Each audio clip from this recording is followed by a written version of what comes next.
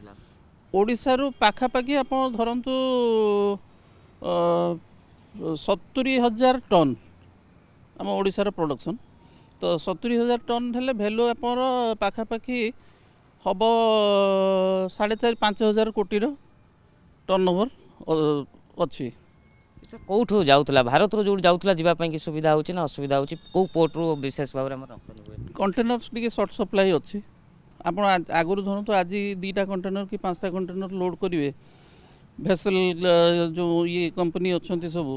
तांको मागिले मिल जाऊला किंतु एबे आप 10 दिन 15 दिन लगी जाऊँ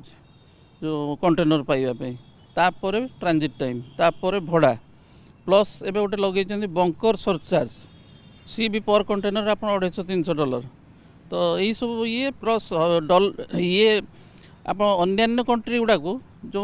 वार नहीं जो धरतु यूरोपियन ओरिजिन है यूएसए है सेठी पाखापाखि $1,400 ରୁ $1,500 भड़ा बढ़ी। सर जो देखा यार प्रभाव कौन रोचे जो रप्तानी कथा कहते जी जाऊला एक्सपोर्ट एवं बर्तमान कमिला आगामी समय कौन भावुं यार प्रभाव रही निश्चय प्रभाव रही देखु जमी अमेरिका युद्ध करुच्ची तार जो तैल दर अमेरिकार भी वृद्धि है भारत में वृद्धि एत पर्यंत है ना किंतु आगक जदि वृद्धि हुए जदि वार कंटिन्यू कला ताले आमर मेजर जो चाषी से माने होचंती डिपेंडेंट आपर डीजेल उपरे से माने डीजेल रे तांकर एरिएटर चलांती पानी पंप चलांती तो चाषी माने आगे एफेक्टेड हेबे तापर तो धरतु प्राइस जदि न मिले जहाज भड़ा बढ़ला तो आमे भी अधिका प्राइस दी किनी परिबनी तो मोस्ट